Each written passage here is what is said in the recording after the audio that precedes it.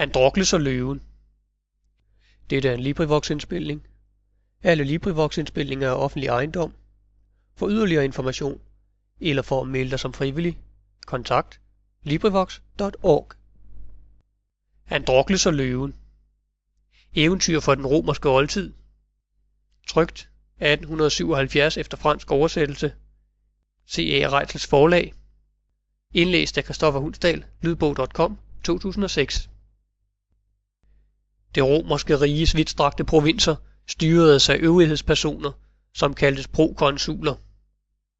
En af disse, en hård og voldsom mand, som styrede Afrika, havde iblandt de slaver, der udgjorde hans hustigende, en vis Androkles, som hver dag var genstand for den grusomste og uretfærdigste behandling.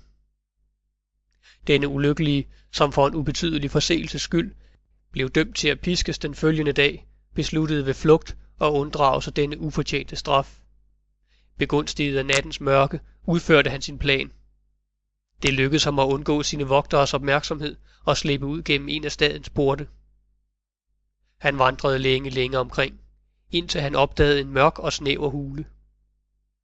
Denne syntes ham et sikkert tilflugtssted, og han besluttede at skjule sig der. Men næppe var han trådt ind der, før han så en uhyre løve komme ham i møde. Ved dette syn troede han sig sikker på døden. Løven udstødte forfærdelige brøl, som syntes at ryste hele hulen, og gik kun med stor besværlighed, da den knap kunne støtte på den ene fod, hvoraf blodet flød. Den stakkels flygtning var blevet stående ubevægelig, bleg som et lig. Men hvor stor var ikke hans forundring, da han så det vilde dyr nærme sig med forsigtighed, betragte ham med en mine, som syntes at anråbe ham om medlidenhed, og udstrække sin sårede fod imod ham.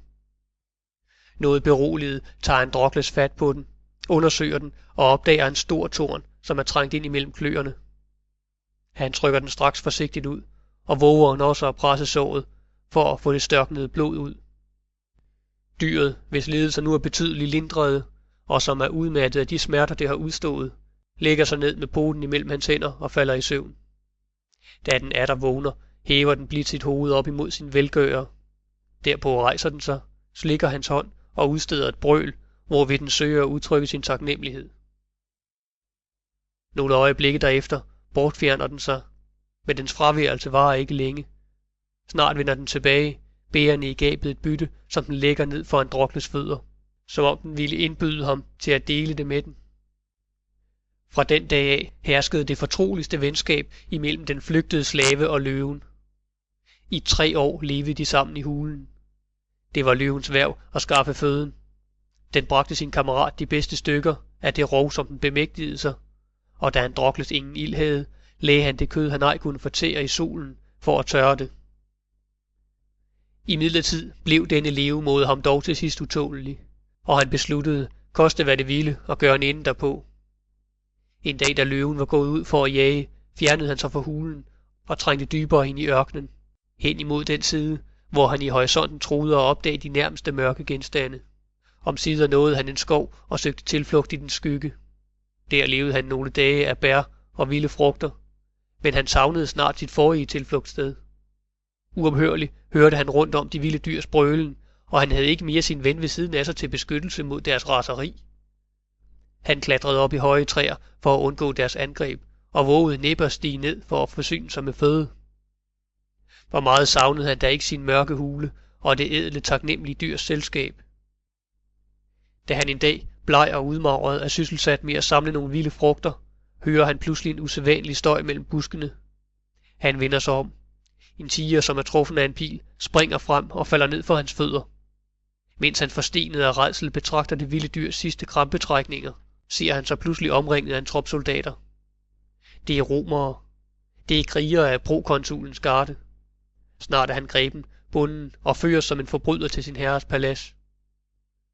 Ved synet af ham råber denne: Slave, du har ville undfly den straf, som jeg med rette pålagde dig. En strengere straf venter dig nu. Soldater lægger ham i lænker og fører ham til Rom. Han dømmes til at blive kastet for de vilde dyr.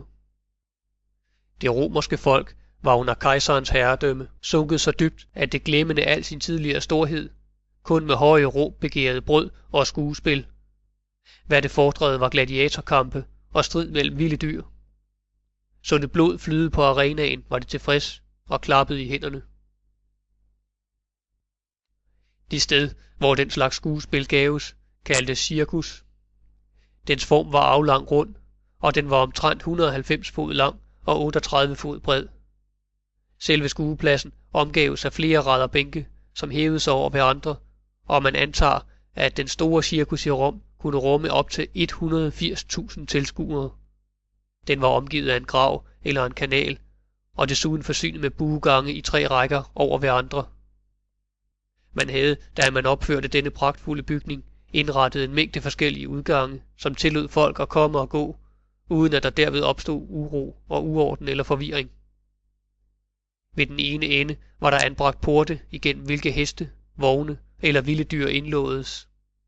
Ved den anden ende var der 3 balkoner eller åbne gallerier, og i det midterste stod på en forhøjning kejserens trone, med en himmel over. Arenaen var det sted, hvor gladiatorernes og de vilde dyrs kampe foregik, og den var dækket med sand. Rundt om den var en mur af 12-15 fods højde, forsynet med et brystværn for at sikre tilskuerne mod al fare fra de vilde dyr. Desuden var den omgivet af et jerngitter. Når det regnede, eller heden var for stærk, spændte man et tæppe over den forsamlede mængde. I den hensigt havde man anbragt huller i den yderste mur, hvori man stak lange stænger ind, til hvilke dækkenet blev gjort fast. De, som kæmpede med de vilde dyr, kaldtes dyrekæmpere. Nogle var dømte dertil, en straf, som man ofte pålagde de første kristne. Andre havde gjort sig det til en levevej, lokket af den fordel en sådan næringsvej lovede. Ville tilskuerne frelse et af ofrene, hævede de hånden, men trak tommelfingeren ind. I modsatte tilfælde holdt de den op. Den dag, som var fastsat til Androkles straf, var tillige bestemt til at give folket skuespillet af en dyrekamp i stor stil. Man lod til at ville udtømme ørkenen og fængslerne den dag. Man havde en sådan overflødighed af vilde dyr og ofre, at festen skulle vare et helt døgn. Kejseren havde taget plads på sin trone, og trompeterne givet tegnet til at begynde. Man åbnede festlighederne med kampen mellem gladiatorerne. Næppe havde disse fjernet sig, før arenaen fyldtes med en mængde dyr. Alle af usædvanlig størrelse og vildhed. Det var som om dyrene selv sammenlignede sig med hinanden. Dog vandt en umådelig løve, hvis spændte muskler, rejste manke og frygtelige brøl bragte tilskuerne til at skælve, prisen frem for alle andre. Der åbnedes en port, og de ulykkelige, som var dømte til at forsvare deres liv mod dyrenes raseri, viste sig. Slaverne gav hver af dem et sværd og 2 kastespyd, og kampen, eller rettere slagteriet, begyndte. Snart så man kødstumper flyve rundt om, og de nærmeste tilskuere følte sig under tiden oversprøjtet af noget varmt. Det var blodregn. Kun en af dyrekæmperne havde endnu ikke bukket under. Halvdød af skræk ventede han med tillukkede øjne, snart at blive et rov for de rasende dyr, som brølede omkring ham. Folket, som ville se en kamp, blev rasende, og råbene "Til korset! Til korset!" lod sig høre. Pludselig bliver den før omtalte løve slaven var og nærmer sig ham langsomt, idet den pisker sandet med sin hale. Derpå styrter den frem og falder med et eneste spring ned for hans fødder, og da hele amfiteatret venter at se den sønder slide sit offer, føler alle tilskuerne sig ligesom på en gang lamslåede. Det frygtelige dyr syntes at have glemt sin grumhed. Med formildet udtryk og udstødende små glædeshyl nærmede det sig end mere den næsten livløse slave. Det lovrer med halen som en lydig hund, trykker sig op til ham, slikker sægte hans hænder og fødder. Det skrækkelige dyrs kærtegn kalder den stakkels slave til live igen. Hans halvt tillukkede øjne åbnes efterhånden og møder løvens. Og der skulle I have set mennesket og dyret gensidigt kærtegn hinanden med et udbrud af den største glæde. Alle tilskuerne udstødte ved dette syn et beundringsråb, og ordet nåde hørtes fra alle sider. Kejseren rejste sig, holdt hånden op med inddraget tommelfinger, og slaven var frelst. Men denne slave var netop Androkles, og løven, der nu lå ved hans fødder, den samme, som han fordum havde helbredt, og med hvilken han havde levet sammen med i omtrent 3 år. Da man havde drevet de vilde dyr ud af arenaen, lod kejseren Androkles kalde. Hvorfor, spurgte han, Er du den eneste, hvem dette dyr i sit raseri har skånet? Androkles fortalte sit eventyr. Det gentoges ord for folket, der nu gik over fra den største grumhed til den største mildhed, og ikke alene fordrede livet for Androkles, men også hans frihed. Man kastede guld og sølvmønter til ham. Kvinderne gav ham deres blomsterkranse, og kejseren skænkede ham oven i købet løven. Fra denne tid af så man Androkles gå omkring på Roms gader og pladser med sin befrier ved en snor og indsamle de gaver, som folk overøste ham med, i det de råbte, når de så ham. Se der den løve, som husede et menneske. Se der den mand, som helbredte løven. Slut på Androkles og løven af Aulus Gellius. Denne indlæsning af Christoffer Hundsdal.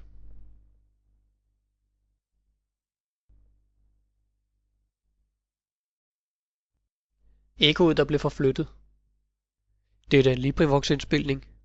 Alle LibriVox-indspilninger er offentlig ejendom. For yderligere information, eller for at melde dig som frivillig, kontakt LibriVox.org. Ekkoet, der blev forflyttet. Fortælling af Sofus Bauditz, 1905. Indlæst af Christoffer Hundsdal. Lydbog.com 2006. Der var engang et ualmindeligt stærkt ekko inde i et bjergpas, tæt ved den libyske ørken.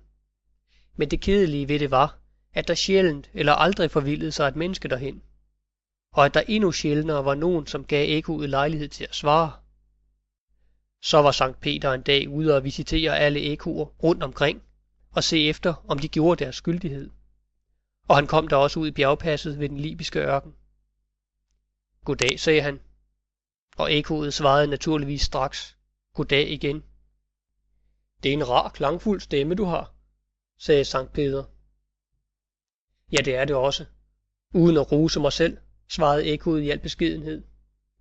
For et ekko kan godt tale på egen hånd, når det vil. Men hvad fornøjelse har jeg af det?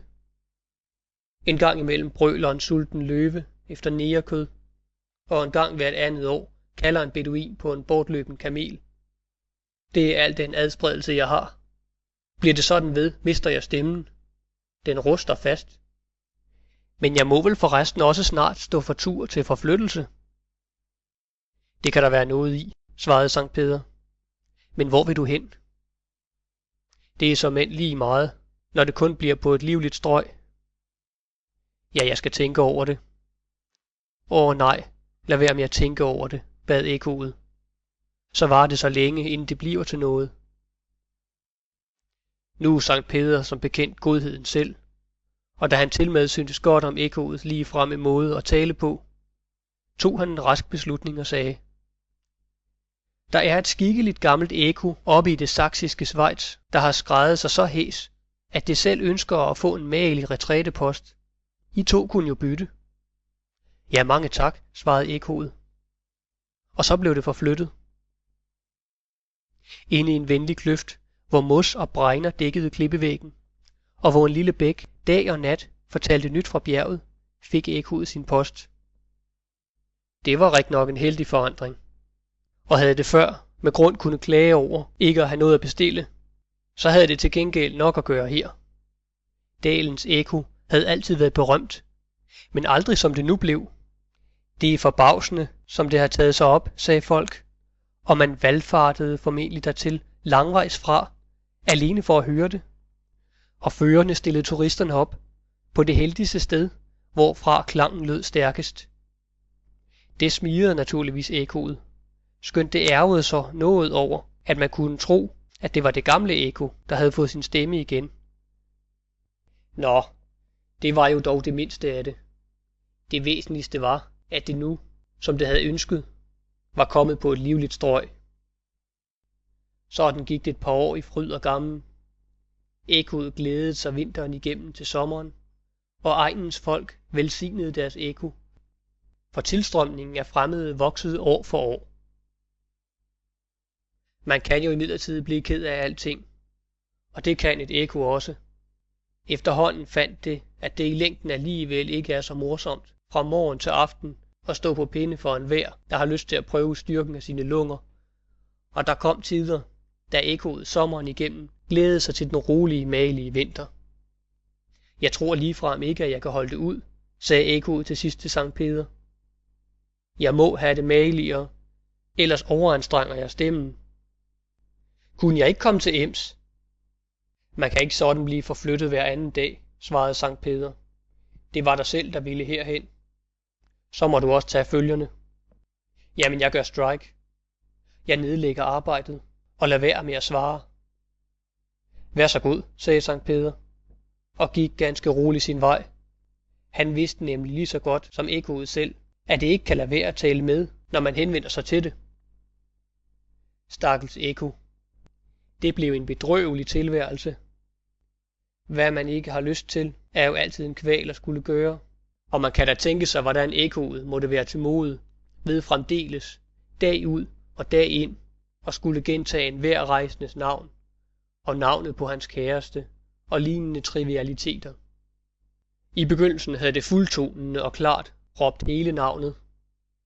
Nu indskrænkede det sig oftest til arret og tvært og gentage den sidste stavelse. Men svare måtte det, og det var det irriterende. En sjælden gang kunne ekkoet få en smule adspredelse. Høre noget uden for det sædvanlige, som for eksempel en aften, da 3 uvorne drenge, den ene var også fuks, og de 2 andre oversædere, råbte en del meget uartige ord til ekkoet. Og det er sørgeligt, men sandt, at ekkoet var demoraliseret nok til at more sig kosteligt ved af fuld hals og gentage uartighederne. Ikke blot 1, men helst 2 gange. Nej, jeg holder det ikke ud, tænkte ekkoet en pinsemorgen. Det havde tilbragt en søvnløs nat, eftersom en sangforening havde skrålet lige uden for kløften, og det var derfor endnu mere rasende på menneskeheden end ellers. 10 gange hellere løvebrøl og hæse kameldrivere end sådan en 4-stemmig sangforening. Uha. Og i dag er det pinsedag. Det er glædelige udsigter. Nej, jeg bliver gal. Jeg vil herfra. Med det gode eller med det onde. Det er afgjort, men hvordan? Og ekkoet tænkte og tænkte. Pludselig fik det en idé. En idé, der forekom det selv så glimrende, at det lå hult inde i sin kløft. Folk kom fra tidlig morgen. Alle skulle naturligvis prøve ekkoet. Og det var særligt oprømt. Det overgik sig selv. Blandt pinsegæsterne var også hele ældste klasse af et pigeinstitut fra nærmeste by. 2 klasselærerinder og en bestyrerinde var med. Mindre kunne ikke gøre det. Hele klassen posteredes på det rigtige punch, og en af lærerinderne stillede sig i position og råbte med sin ikke synderlig klangfulde røst: Dora! Det var institutbestyrerindens fornavn, og altså en fin opmærksomhed mod denne. Men den opmærksomhed kom den stakkels lærerinde dyrt at stå. Et par sekunders forventningsfuld dødstille pause. Der klang, rædsel, inde for kløften, båret af ekkoets kraftige røst. Et ord, et meget uartigt ord.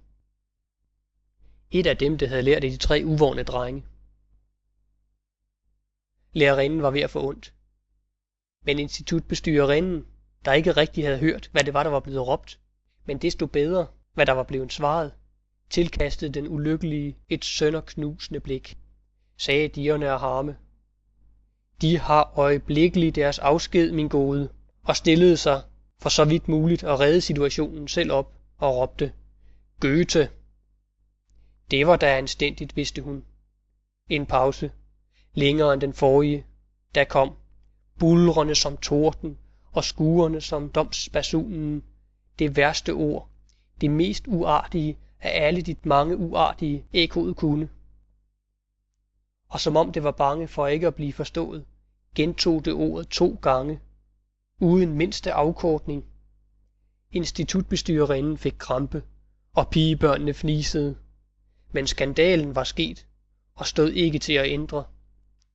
For at egnens folk imidlertid ikke skulle blive ruineret, når det rygtedes, at intet menneske med sans for det sømmelige længere kunne høre på et sådant uartigt ekko, forflyttede Sankt Peder det straks. Ekkoet havde altså på en vis måde sat sin krig igennem, men om det var tilfreds, er alligevel et stort spørgsmål. Til straf for sin uanstændige opførsel og egenrådighed ansattes det nemlig ved Spitsbergen, mellem to nøgne klipper ude i havet. En prustende hval og en brummende isbjørn kunne en sjælden gang imellem afbryde den trykkende stilhed, og kuglen er som bekendt meget følelig, så det gerne kan være sandt, hvad en gammel hvalfanger har fortalt, at ekkoet deroppe lyder, som om det var forkølet. Slut på ekkoet, der blev forflyttet af Sophus Bauditz.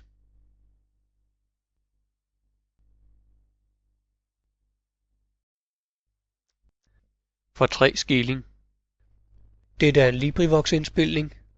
Alle LibriVox-indspilninger er offentlig ejendom.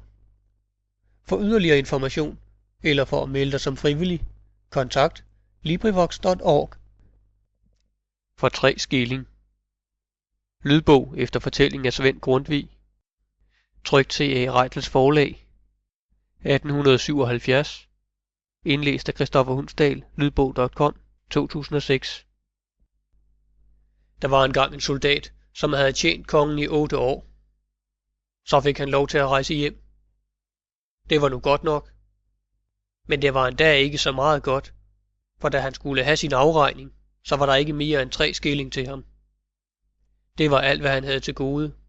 Dem fik han, og så rejste han. Han var dog ved frisk mod. Han svingede sin stok og trællede og sang, så det klang i bakkerne. Som han nu gik, mødte han en gammel kone, som bad ham om en lille skilling. Ja, jeg har da rigtig nok kun 3 skilling, sagde han. Men enten jeg har 3, eller jeg har 2. Det kommer omtrent ud på 1. Og så gav han hende en af sine skillinger. Han var ikke kommet ret langt, før han igen mødte en gammel kone. Det var nu den samme, men det lagde han ikke mærke til. Guds fred og god dag, sagde hun. Tak, sagde han. Giv en fattig kone en lille skilling i Guds navn, sagde hun. Ja, jeg har rigtig nok kun 2 skilling, sagde han. Men enten jeg har 2 eller 1, det er da omtrent lige meget. Så gav han hende den anden skilling, og hun takkede, og han gik videre. Han var kun kommet et lille stykke frem ad vejen, så mødte han igen en gammel kone. Men at det kunne være den samme, som havde fået hans 2 skillinger, det faldt ham slet ikke ind. Guds fred og god dag, lille far, sagde hun. Tak, lille mor, sagde han. Du har vel ikke en lille skilling at undvære til en fattig gammel kone, sagde hun. Jo, 1 skilling har jeg netop, sagde soldaten, og enten jeg har 1 eller ingen. Derfor er jeg da lige rig. Så fik kællingen da skillingen, og hun takkede og rokkede afsted. Soldaten blev nu ved at gå. Hans lomme var let, men hans sind var også let. Han ejede nu kun de gamle klæder, han havde på kroppen, og så sin gamle tornyster, han havde på ryggen. Den var da også let nok, for der var kun en lappet skjorte og et par stoppede hoser i den. Han strøg sit skæg og tog sig en skrå, og så svingede han sin stok, og han trællede og sang, så det klang i bakkerne. Så kom han da ind i en skov, og hvem skulle han møde der, uden den samme gamle kone, som han havde givet alle sine skillinger. Hun sad der ved vejkanten og hilste. Goddag, lille far. Har du stunder at snakke et lille ord med en gammel kone? Ja, når det kan fornøje dig, sagde han. Så har jeg da ikke noget at forsømme med det. Men hvad kan du da ellers have at snakke med mig om? Kunne du ikke have lyst til at gøre 3 ønsker, sagde hun. Jo, det kunne jeg godt bruge, sagde soldaten. Så ønsk da, sagde den gamle. Ja, soldaten betænkte sig ikke længe på sine ønsker. Den var straks færdig. Og så ønskede han sig der først Guds nåde og venskab. Og dernæst ønskede han, at hans tornyster aldrig måtte kunne opslides. Og endelig det 3. ønske var det, at alt hvad han ønskede i sin tornyster, måtte komme deri. Og alt hvad der først var i den, måtte blive der, til han ønskede det ud igen. Det skal ske, som du ønsker, sagde den gamle. Og så farvel, og lykke på rejsen. Tak, sagde soldaten og gik videre. Men ønskerne tænkte han ikke på i den første time. Han mente, det kun var spøg og kællingesnak. Men alt som han gik, så kom han i tanke om, hvor det dog kunne være fornøjeligt, der som det havde været alvor med de ønsker.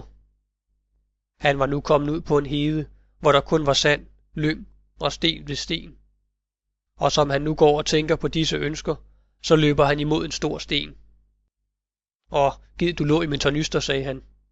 Men næppe havde han sagt det, før stenen lå i tornysteret, og med det samme gik han bagover og kom til at stå på hovedet, for den sten var mere end han kunne bære, skønt han ellers var en stærk karl. Han blev helt fortumlet i hovedet ved den koldbøtte, og det varede noget, inden han kunne samle sine tanker og begribe, hvorledes han var kommet afsted. Men så snart han huskede det og ønskede stenen ud igen af tornysteren, så lå den på marken, og han kom på benene igen. Nu havde han da fået at føle, at det ikke var løgn med de ønsker, og han satte sig derfor, at herefter ville han bruge sine ønsker bedre. Nu havde soldaten gjort en god march den dag, så han begyndte at blive sulten. Og da han kom til en herregård, der lå ved vejen, så tænkte han, der må jeg ind og se, om jeg ikke kan få lidt at leve af. Han gik derind i køkkenet, og der traf han husholdersken. Hun var just i lav med at skære smørrebrød. Så bad han hende om en bid mad, men hun svarede, at maden var så nøje tildelt der i huset, at der ikke var en bid til overs, når enhver skulle have sit. Hun kunne derfor ikke give ham noget, hvor gerne hun end ville. Men herremand var i sit kammer der næst ved. Det var jo muligt, at han ville unde noget mad, eller også ville give ham en rejseskilling. Der som karlen ønskede det, så ville hun vise ham ind til manden. Det takkede han hende for, og han kom der til herremandens dør og bankede på. Herremanden sad just og talte sine penge. Foran ham på bordet stod en stor lergryde, der var fuld af lutter dukater, og på gulvet ved siden af ham stod et jernbundet skrin, der var fuldt af blanke sølvpenge. Soldaten bankede altså på døren, og herremanden, som troede, at det var en bonde, der ville betale landgilde, råbte nok så fornøjet, kom ind. Men da han hørte, at det var en, som bad om noget, så blev han så vred som en tysker og råbte, vil han se os skrubbe af? Soldaten lod sig det ikke sige 2 gange, men gjorde straks omkring og begav sig ud på landevejen igen. Det var jo i en hast, at han kom ud fra herremanden, men han havde da haft øjnene med sig og set både lergryden med dukaterne og det jernbundne skrin med de blanke sølvpenge. Da han så var kommet et godt stykke vej væk fra gården, så sagde han ved sig selv, der har du narret dig selv, min gode mand. Du skulle før have givet mig nogle af dine mange penge. Og med det samme ønskede han alle dukaterne af lergryden op i sin tornyster. Svup, sagde det, og så var de der allerede. Ja, det kunne da heller ikke være så galt at have nogle af sølvpengene, tænkte soldaten. Men jeg vil dog ikke ønske mig flere, end jeg kan bære. Og så ønskede han sig et fjeringskar af herremandens spicier. Svup, sagde det igen, og så var også de oppe i tornysteren. Ja, tænkte jeg det ikke nok. Du narrede dig selv, sagde soldaten. Og så gik han videre, til han kom til en købstad. Der gik han ind i den bedste kro, der var, og da det var ved middagstid, så satte han sig straks til bords. Og da han var skrubsulten, så tog han ordentligt for sig af retterne. De fine herrer, der sad ved bordet, skottede til den simple karl. De smilede til hverandre, da de så, hvordan han gjorde besked. Da de nu stod fra bordet, og hver betalte for sig, lod soldaten først som om han ledte, så i den ene og så i den anden lomme. Men de var jo tomme. Der var ikke andet end et lille stykke skråtobak. Hvad de fine herrer ikke havde fnist før, det gjorde de nu, og en af dem lod nok så falde et ord om, at den fremmede herre nok havde været så uheldig at glemme sine penge, men ikke sin appetit derhjemme. Og da soldaten, der ingen penge fandt i lommerne, nu tog sin gamle tornyster frem og begyndte at rode i den, så brød de ud i fuld latter, og verden satte et betænkeligt ansigt op. Men da soldaten så tog et par dukater frem, smed dem på bordet og sagde, at han ikke skulle have penge igen, så fik latteren snart ende, og verden fik sit bedste smil op, gjorde skråbud og takkede så mange gange og spurgte, om herren ikke ville gøre ham den ære at drikke en flaske vin med ham. Det sagde soldaten heller ikke nej til, og da de havde tømt deres flaske, bad han verden vise sig et værelse, han kunne sove i om natten. Verden gjorde mange undskyldninger. Alle hans værelser var optagne. På nær et, men der kunne ingen mennesker være. Alle, der havde prøvet at ligge der, var pludselig døde den første nat. Således var det gået med et menneske i hans formandstid, og med et menneske i hans formandstid, og med et i hans egen tid. Så det værelse var helt aflåst. Ja, det er netop et godt kvarter for mig, sagde soldaten. Men lad det kun sætte i stand til i aften, og dæk så et godt aftenbord derinde. Bring 4 lys og 4 flasker god vin, og 4 spil kort derind. Og lad kun mig få nøglen til kammeret. Værten sagde, at når herren befalede, så skulle han også adlyde, og alt skulle være i stand til sengetid. Om aftenen gik soldaten derind til sit sovekammer. Der tømte han først alle guld- og sølvpengene ud af sit tornyster, og så tændte han alle lysene og satte dem på bordet, hvor der stod en fin anretning, og de 4 flasker vin, hvor der lå de 4 spilkort. Og så satte han sig ned og ventede på, hvad der ville komme. Det varede da heller ikke længe, så hørte han et skrald i ovnen, og der kom en sort klump rullende ud af ovnen og frem på gulvet, og den rullede sig op og blev til en lang sort djævel med horn og med hale og med klør og med hugtænder. Han var ikke køn at se til, men soldaten lod sig ikke gå på. Han sagde meget høfligt: "Vær så god, min gode ven, sæt dig ned og få dig noget at leve af." Næppe havde han sagt det, så kom der atter et skrald, og så et til, og hver gang kom der rullende ud af ovnen en lige så sort klump, som rullede sig op til en stor lang djævel, og den ene så værre ud end den anden. Soldaten tog lige så mildt imod dem alle 3, og bad dem sidde hos sig og tage til takke. De satte sig da også til bords, åd og drak, og da de havde gjort rent bord, så tog de kortene og gav sig til at spille, hver med sit spil. Men med det samme begyndte de at rykke nærmere og nærmere ind på soldaten, og at nappe i ham. Ja, nu var det nok på tide at skille mig af ved jer, tænkte soldaten, inden I bliver alt for nærgående. Og så hønskede han dem alle 3 i sin tornyster, der lå på gulvet. Svup, sagde det, så var de der. Og hvor meget de end kriblede og krablede, så måtte de blive der. Så nu kan man da snakke med jer, sagde soldaten. Nu får I at blive, hvor I er, til jeg slipper jer ud. Og nu skal I straks sige mig, hvorfor I har jeres gang her i kammeret. De svarede da, at de gik her, fordi der under ovnen stod en stor kedel, der var fuld af penge. Ikke andet end det, sagde soldaten. Ja, lad nu den stå indtil videre. Og så godnat og sov vel, sagde han. Derpå klædte han sig af og lagde sig og sov sødeligt til den lyse morgen. Om morgenen tidlig kom værten derop til kammeret og kiggede ind ad nøglehullet. Ja, han så soldaten ligge i sengen. Men enten han var død eller levende, det vidste han ikke. Det rimeligste var jo, at det ikke var gået ham bedre end de andre, som havde ligget i den stue. Og han gav sig til at banke og kalde. Nu vågnede soldaten, og det første han gjorde var at bede værten rejse pokker i vold. Han havde betalt for kammeret, og han ville have både nattero og morgenro. Det var jo ingen pæn tiltale, men værten blev dog meget glad ved at høre, at der var liv i kalen, og at spøgeriet ikke havde gjort ham noget. Han var svært opsat på at få at vide, hvorledes det var løbet af, men måtte da give tid til, at soldaten langt op ad formiddagen endelig havde fået udsovet og kom i klæderne. Men han fik endda ikke andet svar på sine spørgsmål, end at soldaten havde haft en meget god nat, og ville nu gerne have sig en god frokost. Da han havde fået den, så spurgte soldaten værten ud, om der var stærke kale i den by. Værten vidste ikke rettere. Ja, skaff mig et par af de allerstærkeste, sagde soldaten. Der som jeg tør være så dristig, sagde værten, så vil jeg gerne tage mig den frihed og spørge, hvad de kale skal bruges til. Soldaten svarede, at han ville have sin tornyster båret hen til en smed, at den skulle blive ordentligt udbanket. Den havde samlet så meget støv på landevejen. Dertil var det, at han behøvede 2 af de allerstærkeste kale, der fandtes i byen, for den tornyster var ikke til at løbe med. Tornyster til smeden for at udbankes. 2 stærke kale til at bære 1 tornyster, tænkte værten. Kommer rusen først i dag, eller hvad er det, han har drukket i aftes? Det tilfælde har jeg aldrig før oplevet. Men skal der være løjer, så lad der være løjer.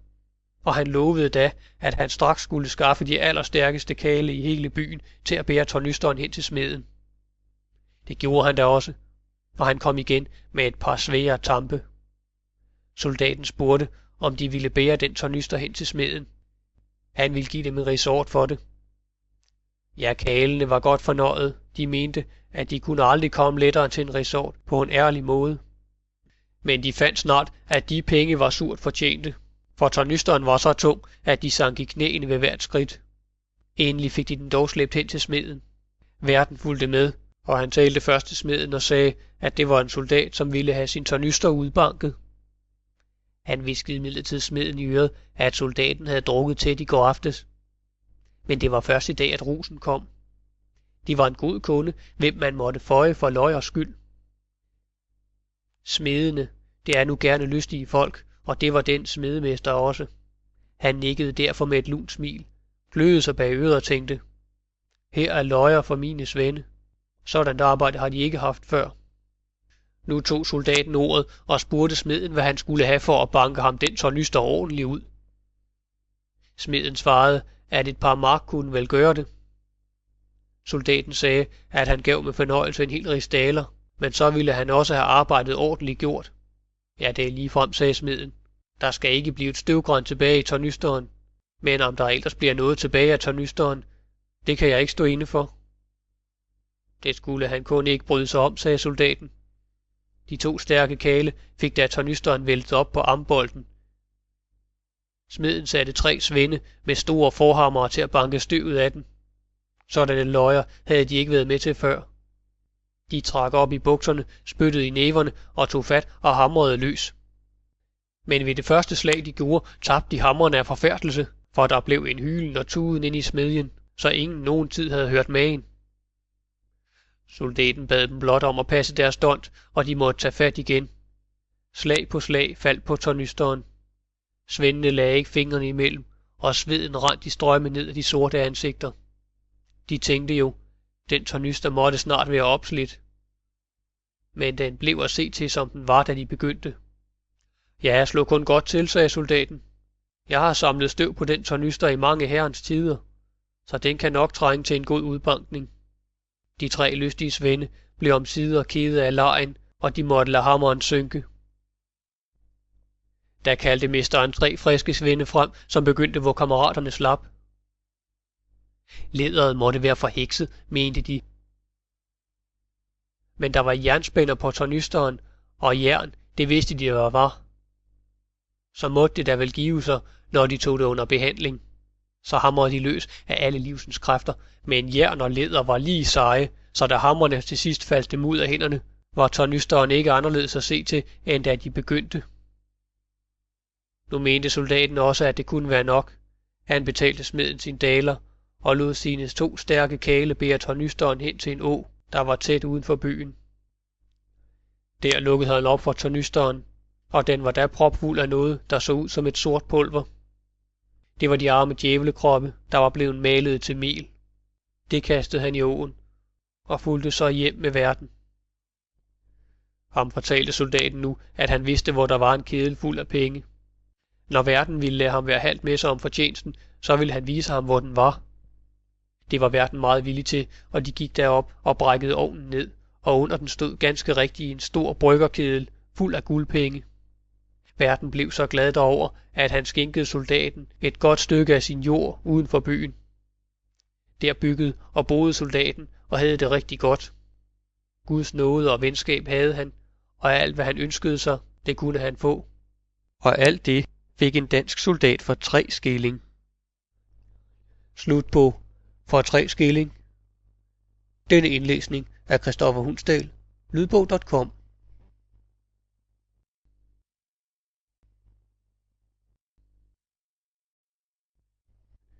Harun al-Rashid og Abdallah. Dette er en LibriVox-indspilning. Alle LibriVox-indspilninger er offentlig ejendom. For yderligere information eller for at melde dig som frivillig, kontakt LibriVox.org. Harun al-Rashid og Abdallah. Efter 1001 nat ved Christian Winther. Trykt C.A. Reitzels forlag 1877. Indlæst af Christoffer Hundsdal. Lydbog.com 2006. Den vise kalif Harun al-Rashid, det vil sige den retfærdige, fandt den største glæde i at gøre sit folk lykkeligt og stedsedrage omsorg for landets bedste. Nu vidste han ret godt, at landets embedsmænd ikke sjældent forsømte deres pligt, når de blot troede, at deres forsømmelighed ikke blev bemærket, og de ikke behøvede at frygte for kalifens straf.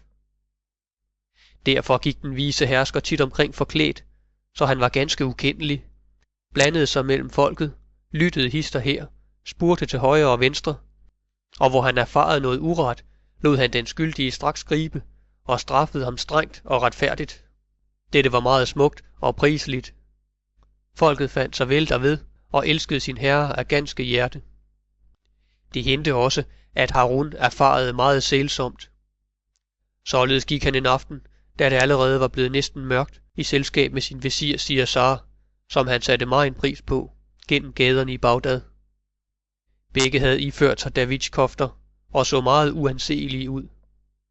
Der hørte kalifen en bedende stemme, som råbte: "Hvem I end er, som vandrer her forbi, hør med lidenhed med en blind og giv ham en almisse." Næppe havde Harun hørt disse ord, før han greb en seshin og leverede den til Siasar med den befaling at give den blinde guldstykket. Siasar adlød. Den fattige takkede og sagde: "Gør eders velgerning fuldstændig.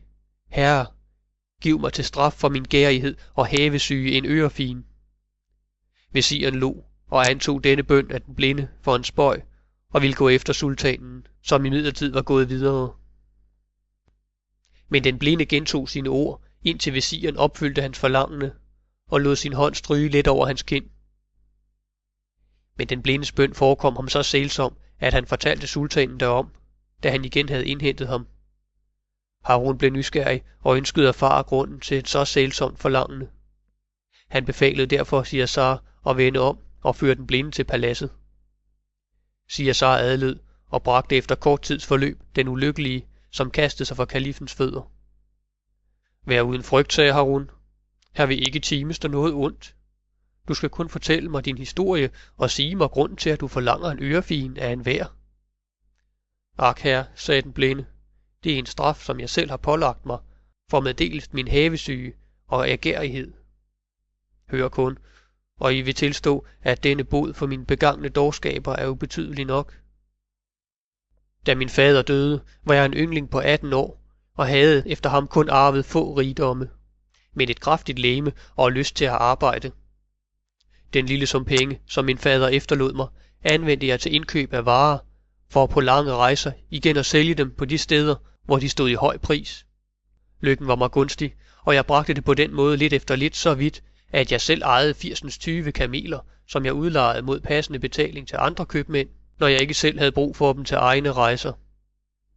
Der hentes det engang, at jeg efter en lang rejse med mine kameler, som ubelæssede slendrede foran mig, kom til en skyggefuld plads midt i ørkenen, og fandt den så indbydende, at jeg koblede dyrene af og lagde mig til at hvile i skyggen ved bredden af en kilde, som var omgivet af plataner og palmer.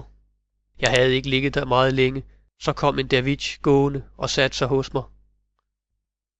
Han tiltalte mig med et venligt ansigt, spurgte om adskillige ting, og det lød som om han fandt fornøjelse i mit selskab. Efter en lang og livlig samtale sagde han: "Kære søn, du har vakt mit velbehag, og til tak derfor vil jeg gøre dig så rig, at ingen fyrste på jorden i rigdom skal overgå dig. Jeg ved, at der ikke langt herfra ligger et underjordisk palads, hvis hvælvinger og sale fra øverst til nederst er opfyldte med guld, sølv og ædelstene. Indgangen åbner sig, når jeg befaler det, og da jeg ikke behøver rigdomme, og heller ikke uden lastdyr kan bortføre så meget, så vil jeg tillade dig at belæse dine 80 kameler med så mange skatte, som de kan bære." I min hjertes glæde kastede jeg mig for Davidsens fødder, kyssede hans kjortelsbrem og takkede ham så varmt, som jeg kunne.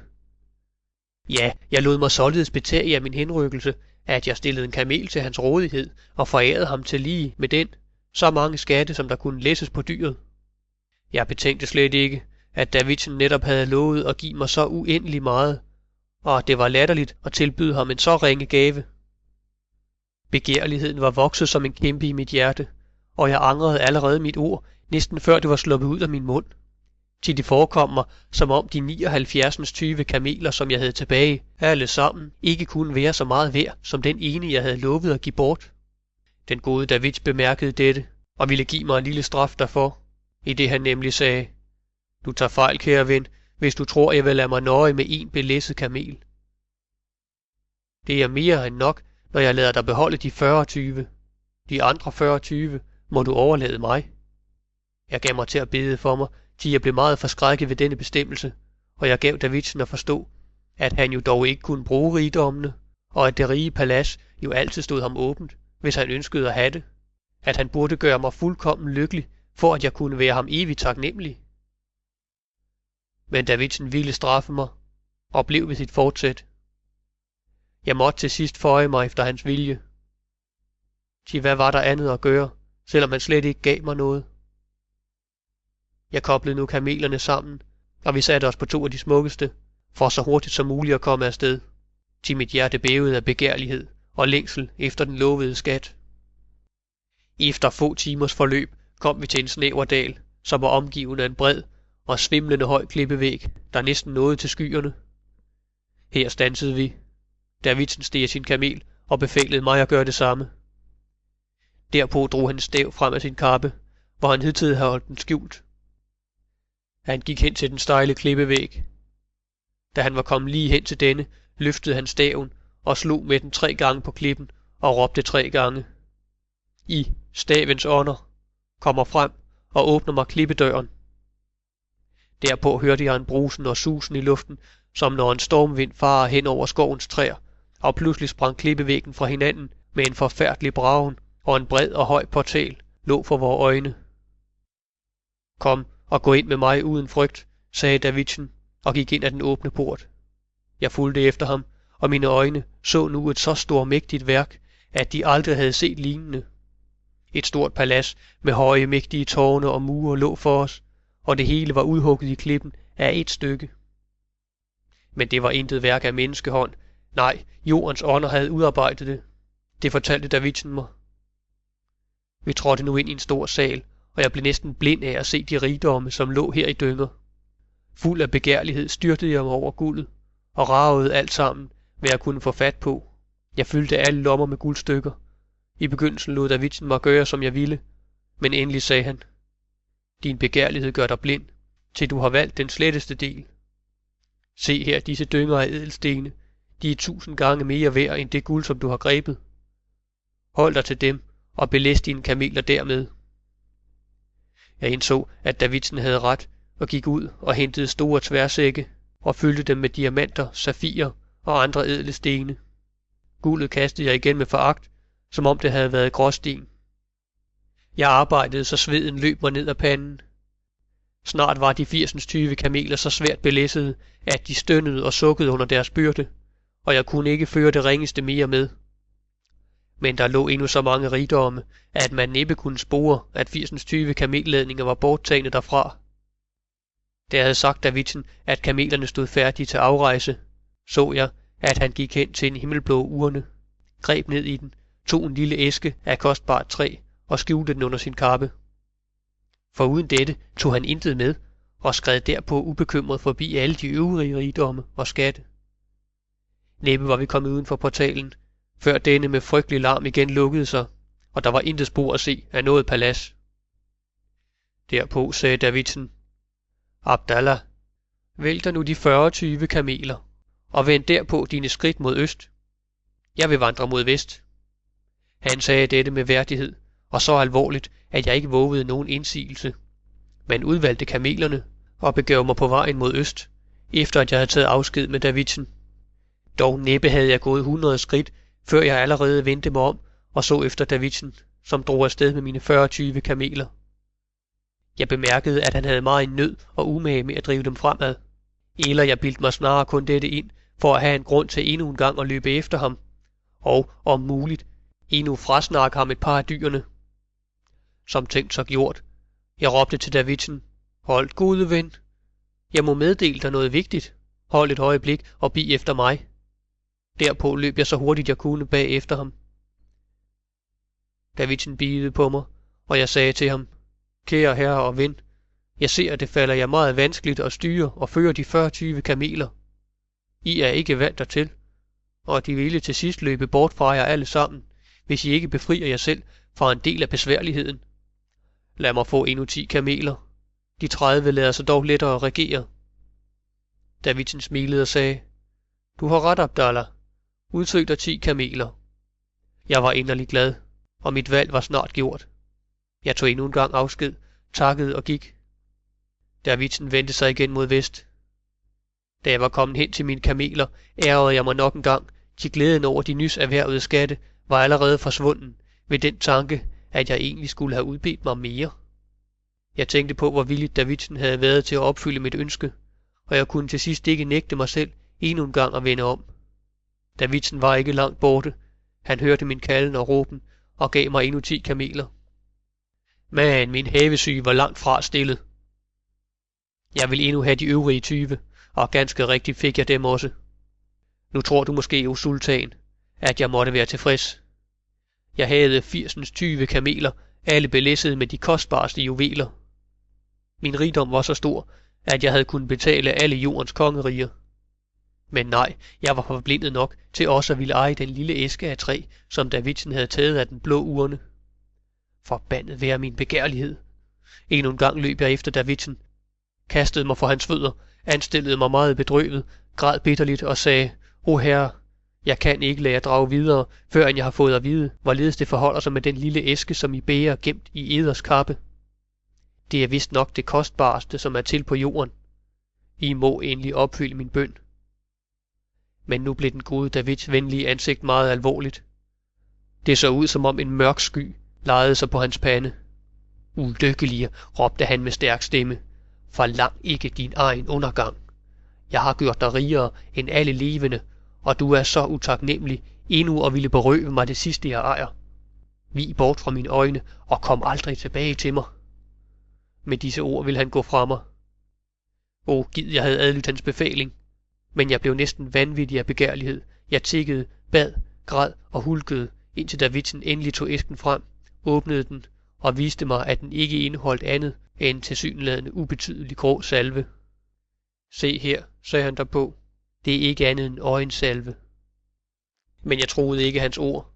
Jeg troede ham på livet, hvis han ikke ville sige mig, hvilke hemmelige egenskaber salven havde. Godt, sagde Davidsen. Det skal du også erfare til din ulykke. Når man af denne salve tager så meget som en ært, og dermed indgnider det venstre øjenlåg, ser man alle jordens skatte, om de så var indelukket bag mure og klipper, eller de lå på havets bund, eller var gemt i bjergets indvolde. Men gnider du det højre øjenlåg med salven, så bedækker evig blindhed dine øjne, og du vil aldrig mere se solens lys og stjernernes glans. Næppe havde jeg erfaret dette, før jeg bad Davidsen smøre mit venstre øjenlåg.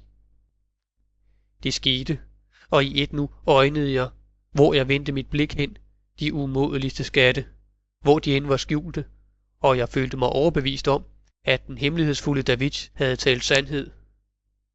Men desuagtet troede jeg ikke på, hvad han havde sagt om blindhed, men jeg var tværtimod overbevist om, at salven anbragt på det højre øje sikkert ville meddele mig evnen til at komme i besiddelse af alle de skatte, som det venstre øje så.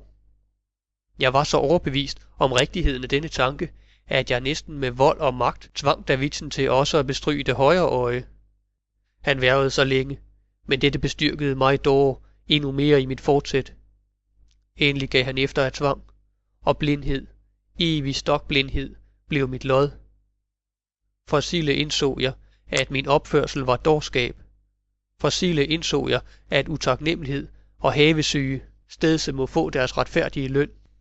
Jeg var fortvivlet. Jeg benfaldt Davidsen om at føre mig ud af ørkenen, at være min ledsager og fører, men han havde ingen medlidenhed med mig, drev kamelerne sammen og drog bort med alle skattene.